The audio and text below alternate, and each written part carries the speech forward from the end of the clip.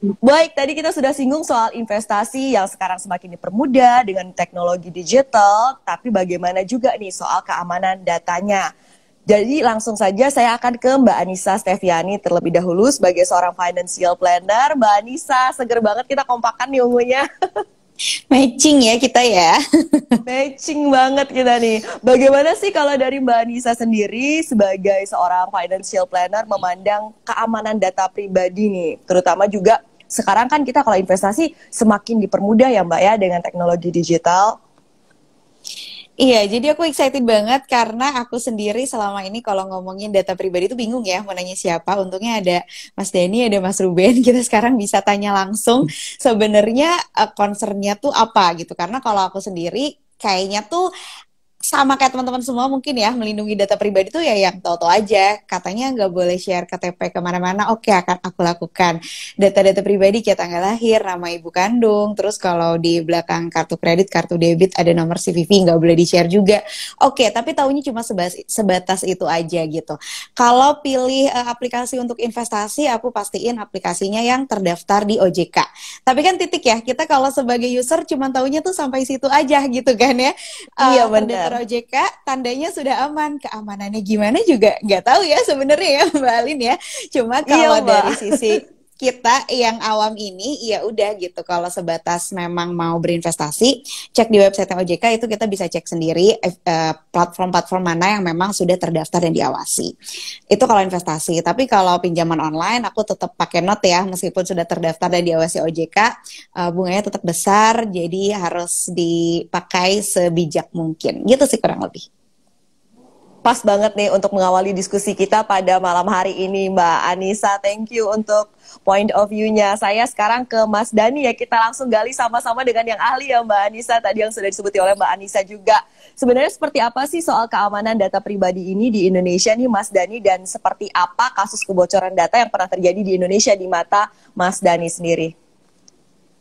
Ya, Mbak Alin, terima kasih. Jadi, memang kalau kita lihat sekarang ya, Mbak ya, itu dari pemberitaan beberapa waktu belakangan aja itu kita sering dengar ya, data bocor dari perusahaan-perusahaan, bahkan dari lembaga pemerintahan, itu banyak sekali data dari perusahaan-perusahaan Indonesia atau lembaga-lembaga Indonesia ini bocor. Artinya memang sekarang situasinya itu masih sangat rentan, gitu. Di Indonesia itu sangat rentan terhadap kebocoran data pribadi. Padahal sebenarnya data ini dipegang oleh perusahaan-perusahaan yang besar gitu ya. Nah, sudah seperti itu pun masih bocor gitu. Nah, apalagi kalau misalnya ditambah lagi kalau kita tidak hati-hati dalam menjaga data pribadi kita gitu. Oleh sebab itu saya melihat bahwa memang sekarang selain dari pihak perusahaannya, kita pun sebagai pribadi itu harus benar-benar menjaga kerahasiaan data pribadi kita, jangan sampai kita mudah membocorkan ke pihak lain atau keluar. Seperti itu, Mbak Lin. Oke, senada dengan tadi Mbak Anissa juga bilang ya, dari pihak kitanya pribadi ini kita juga harus paham dan aware dan menjaga kerahasiaan data pribadi. Tapi di sisi lain juga ada perusahaan nih, pihak yang lainnya yang juga perlu kita perhatikan. Masyarakat sendiri kalau kita lihat memang belum semuanya sepenuhnya juga aware soal keamanan data pribadi ini ya Mas Dani. Boleh diceritain nggak? Ini kemarin kita ngobrol-ngobrol dengan Mbak Anissa. Mbak Anissa juga penasaran banget sebenarnya kejahatan apa sih yang bisa menimpa kita kalau data pribadi kita bocor? Bisa separah apa kayak gitu disalahgunakannya data kita ini Mas Dani? Ya, sebenarnya banyak ya, Mbak Alin, banyak sekali gitu ya. Mungkin yang sering kita dengar dan yang paling dirasakan gitu kerugiannya adalah ketika misalnya data KTP kita bocor, lalu dipakai nih untuk pinjol tadi seperti Mbak Anissa bilang. Nah, itu kan bisa merugikan kita gitu. Nanti kita yang dianggap berhutang, nanti kita yang dikejar-kejar dan lain-lain sebagainya. Itu pertama gitu. Itu jelas ada kerugian. Itu salah satu contoh aja. Sebenarnya banyak lagi hal-hal yang bisa terjadi nih di kehidupan sehari-hari. Bahkan misalnya kadang-kadang kita share rumah kita, alamat kita di mana lewat aplikasi online gitu misalnya. Instagram gitu ya, atau Twitter atau Facebook atau apapun. Itu orang-orang bisa ngelihat nih, wah ini si Dani ini ternyata tinggalnya di sini gitu misalnya. Besok-besok kalau mereka mau melakukan kejahatan bisa saja gitu terjadi karena kita udah tahu. Makanya banyak yang bilang juga kalau misalnya punya anak, hati-hati nih kalau kita mau ngepost misalnya sekolahnya di mana apa segala macam, itu kan data-data yang sifatnya pribadi gitu, dan kalau misalnya disalahgunakan itu bisa merugikan kita gitu. Itu beberapa contoh aja Mbak Ali. Sebenarnya banyak lagi. Kalau misalnya data kartu kredit kita yang dicuri nih, tiba-tiba tagihan bulan depan ada pembayaran yang kita tidak lakukan gitu misalnya. Nah, itu gimana? Jadi banyak sih sebenarnya contohnya Mbak Ali. Oke, iya betul sekali sih. Saya pernah dengar juga ada orang misalnya ingin mengajukan kredit yang penting seperti misalnya KPR kayak gitu, tiba-tiba ditolak karena rupanya datanya pernah disalahgunakan untuk kredit yang konsumtif kecil-kecil kayak gitu, yang akhirnya cacat seperti itu ya, sehingga dia tidak layak untuk diberikan kredit seperti itu.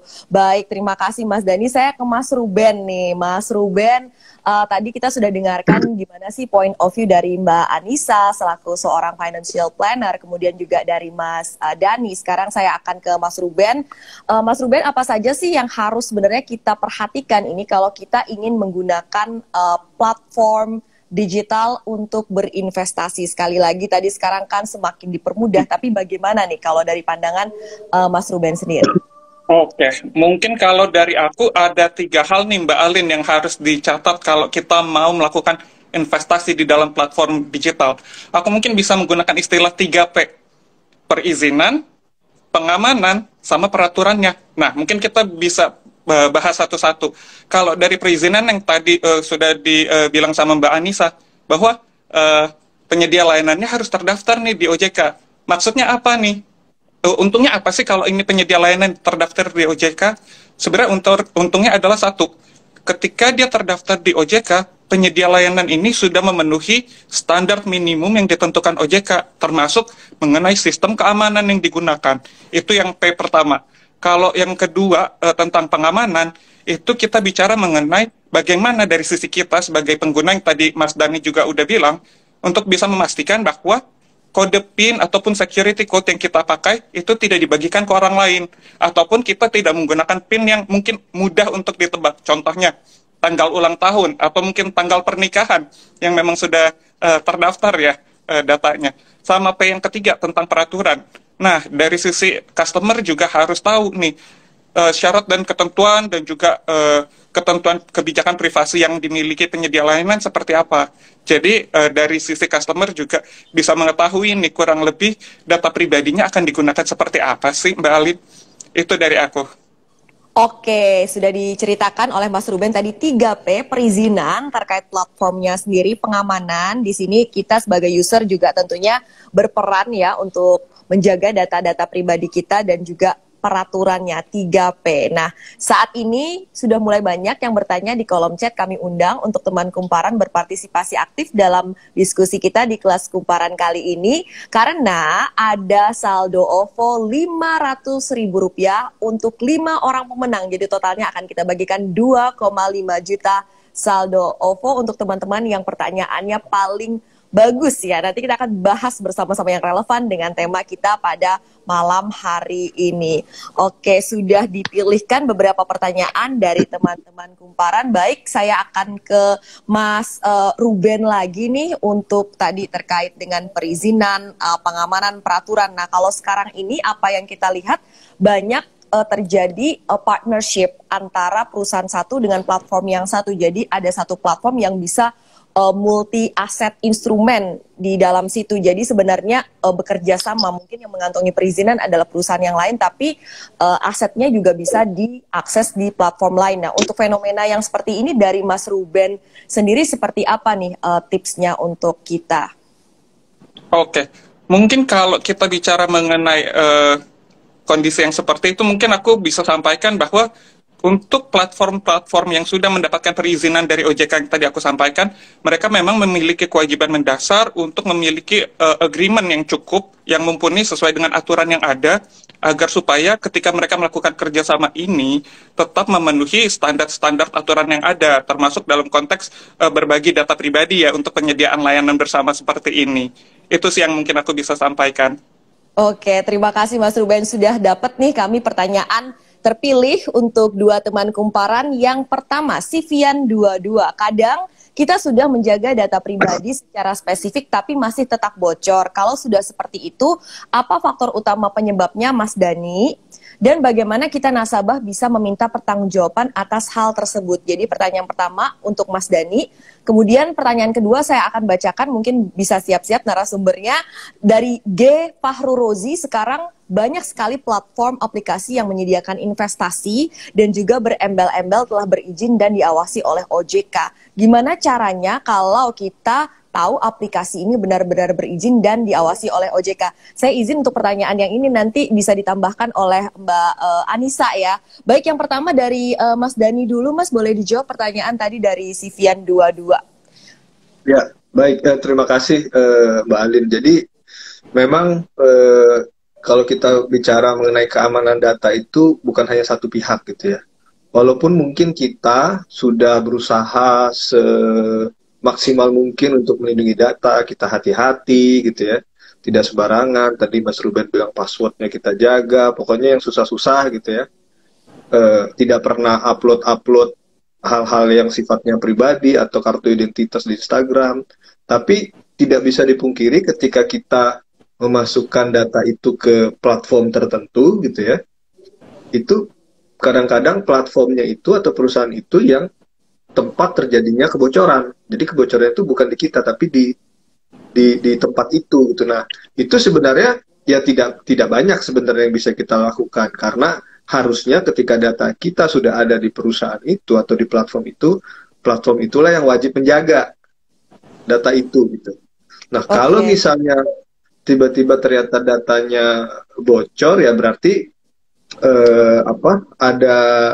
harus ada pertanggungjawaban dari mereka. Kenapa nih? Apakah karena kelalaian atau jangan-jangan memang ya mereka juga adalah korban dari cybercrime gitu ya, misalnya ya. Seperti itu Mbak Ali. Oke, saya boleh mintakan sedikit tambahan dari Mas Ruben terkait dengan hal ini? Oke. Mungkin kalau dari aku, ketika kita bicara mengenai situasi ini ya, mungkin ada hal lain yang penting untuk juga dilihat. Sebenarnya ini seperti yang tadi aku udah bilang sebelumnya, dari sisi customer pun juga harus memahami yang tadi aku bilang mengenai peraturan, bahwa setiap penyedia layanan pasti memiliki pemberitahuan privasi ataupun kebijakan privasi. Yang mana di dalam kebijakan privasi itu pun juga memang sudah jelas ya spektrum dari sisi apa saja yang dilakukan sampai dari spektrum sisi pertanggungjawaban. Kalaupun memang kondisinya yang tadi Mas Dani sudah sampaikan. Jadi mungkin itu bisa dijadikan dasar pertimbangan juga nih buat setiap kita semua yang akan menggunakan layanan untuk benar-benar jeli nih membaca kebijakan privasi yang ada. Oke, betul sekali. Jadi kita harus baca juga tuh ya kebijakan privacy. Kadang-kadang kita suka lewatin langsung tik aja centang. Iya, saya mengerti dan menerima. Karena ingin cepet aja gitu kan. Baik, ini ada beberapa pertanyaan.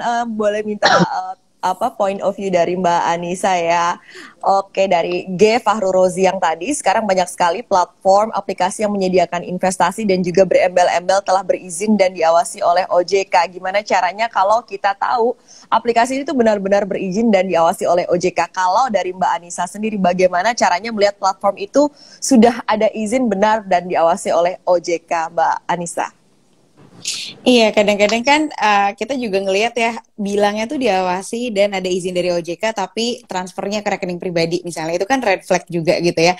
Jangan sampai kita cuman paham bahwa oh harus diawasi OJK atau enggak udah dapat izin dari OJK, tapi kita sendiri nggak cross check gitu kan. Jadi step yang pertama adalah pastiin memang benar ada gitu ya aplikasinya, benar di aplikasinya tertulis diawasi dan ada izin dari OJK, dan juga di website OJK ada tuh ya. Tapi kebetulan nih kan aku bukan pegawai OJK ya, jadi nggak ngotak-atik website-nya juga. Iya, betul. Jadi ada nih. Jadi kalau platform-platform yang memang diawasi OJK, mereka biasanya suka kasih link juga nih terdaftar di OJK, lalu mereka kasih link dan ada nih beneran terdaftar di halaman OJK-nya gitu ya. Cuman menurut aku sih red flag yang paling utama adalah kita tidak akan transfer ke rekening pribadi gitu.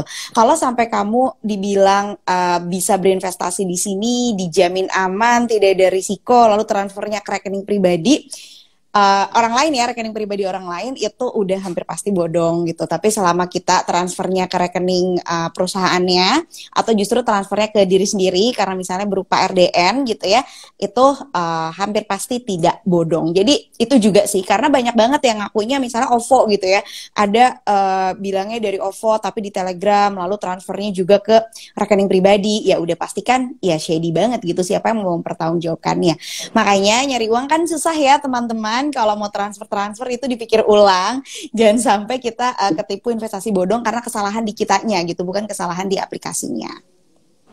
Iya betul sekali, sayang banget masih ada kadang-kadang begini ya, kurang aware. Tadi kalau boleh saya highlight jawaban dari Mbak Anissa, bahwa kita cari yang ada memang di situ tertulis di website platformnya atau di platformnya bahwa ini resmi OJK, dan memang platform yang baik itu kadang-kadang ada juga link yang tinggal kita klik, kita langsung bisa cek dengan mudah bahwa ini memang terdaftar di OJK dan diawasi oleh OJK. Kemudian tadi lihat juga transfernya ke rekening perusahaan atau ke rekening pribadi. Kalau rekening pribadi itu udah red flag kata Mbak Anissa. Nah, kecuali memang investasinya kita pakai RDN atas nama pribadi kayak gitu tadi ya, itu ya memang berarti sesuai dengan apa yang diatur kayak gitu. Jadi kitanya harus pinter-pinter nih nyari uangnya, susah kata Mbak Anissa ya, jangan sampai asal sembarangan aja investasikan kayak gitu.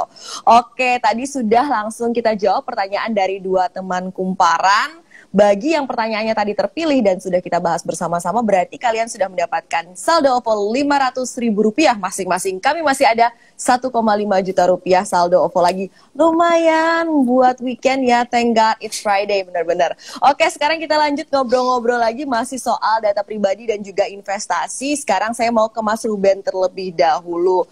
Mungkin buat ini penting banget panduan buat kita semua nih Mas Ruben, sebenarnya secara lazimnya data pribadi apa saja sih yang diminta oleh platform investasi digital, Mas Ruben? Oke.